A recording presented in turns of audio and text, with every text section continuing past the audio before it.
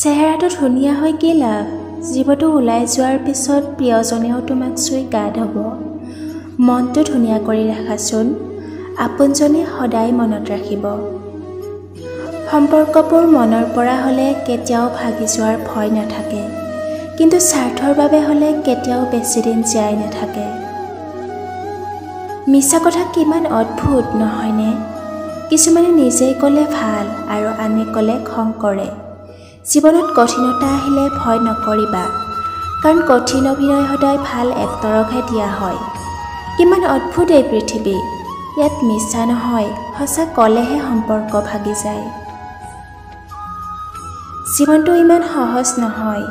জীৱনটো সুন্দৰভাৱে উপভোগ কৰিবলৈ আমি কিছু কৌশল শিকি লোৱা খুবেই জৰুৰী। তেনেধৰণৰ কিছু কৌশল শিক্ষামূলক উপদেশ মই আপোনালোকৰ লগত শ্বেয়াৰ কৰিবলৈ লৈছোঁ। ভিডিঅ'টো স্কিপ নকৰাকৈ চাবচোন। 1. কৰ্ম কৰোঁতে দৃঢ়তাৰে কৰিবা, যাতে সফল হ'ব পাৰা। 2. মানুহলৈ চাওঁতে চকুলৈ দৃষ্টি নিক্ষেপ কৰিবা। 3.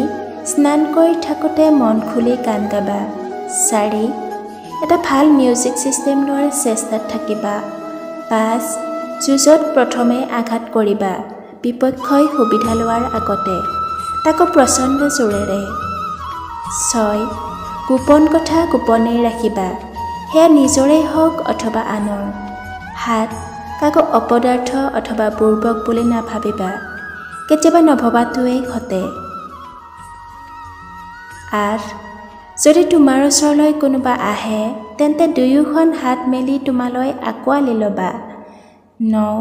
সাহসী হ'বা, যদি সাহসী হ'ব নোৱাৰা তেন্তে সাহসী হোৱাৰ অভিনয় কৰিবা, আনক দুৰ্বলতাৰ সুযোগ ল'ব নিদিবা। 10. সুহুৰি মাৰিবা গানৰ সতে অথবা নিজাকৈয়ে, কিয়নো সুহুৰিয়ে মনৰ বিষাদ বহুখিনি দূৰ কৰে। 11. ব্যংগাত্মক মন্তব্য দিয়াৰ পৰা দূৰত থাকিবা, কিয়নো তেনেধৰণৰ মন্তব্যই আনৰ মনত দুখ দিয়ে। 12.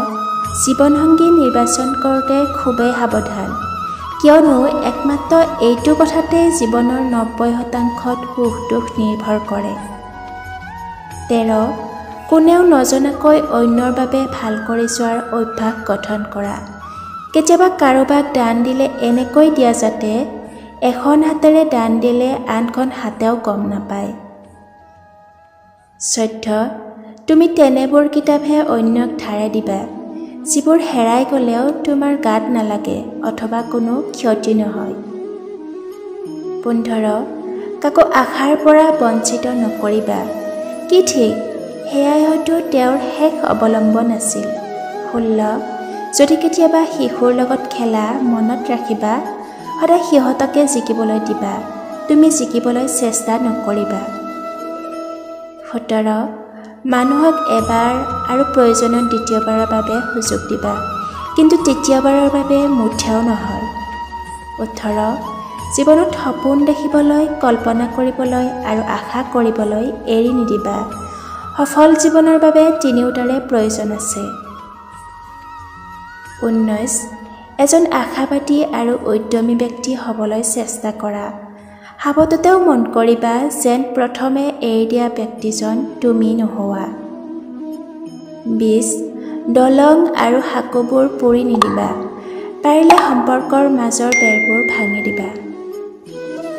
মানুহৰ সম্পৰ্কবোৰ সদায় পবিত্ৰ, মধুৰ আৰু স্বাৰ্থবিহীন হ'ব লাগে। সম্পৰ্কত স্বাৰ্থ থাকিলে তেনে সম্পৰ্ক দীৰ্ঘস্থায়ী নহয়। নিষ্পাপ আৰু নিস্বাৰ্থ সম্পৰ্কই মানুহক মহানতাৰ পৰিচয় দিয়ে। শিকোৱাৰ আগতে এবাৰ নিজে ভালকৈ শিকি লোৱা। সন্মান পাবলৈ বিচৰাৰ আগতে সন্মান প্ৰদৰ্শন কৰিবলৈ শিকি লোৱা।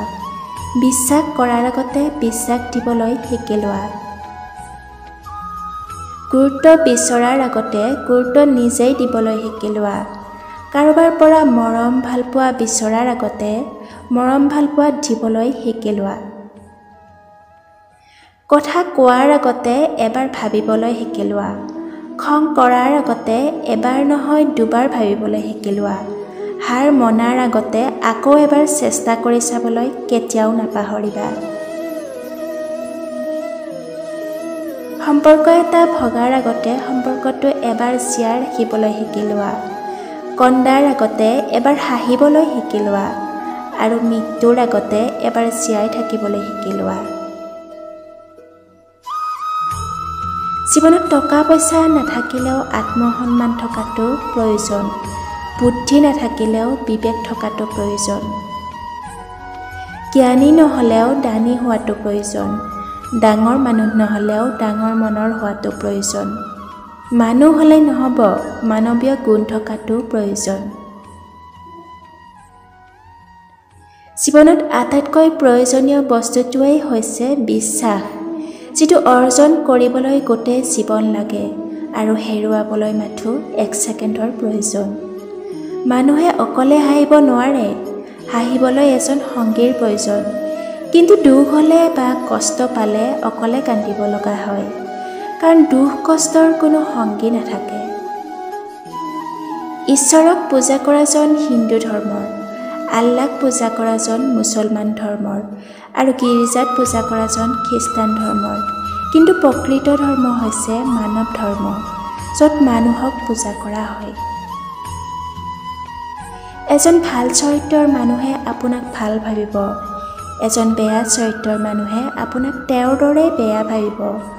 আচলতে যাৰ চৰিত্ৰ যেনেকুৱা তেওঁৰ চিন্তাধাৰাও তেনেকুৱাই।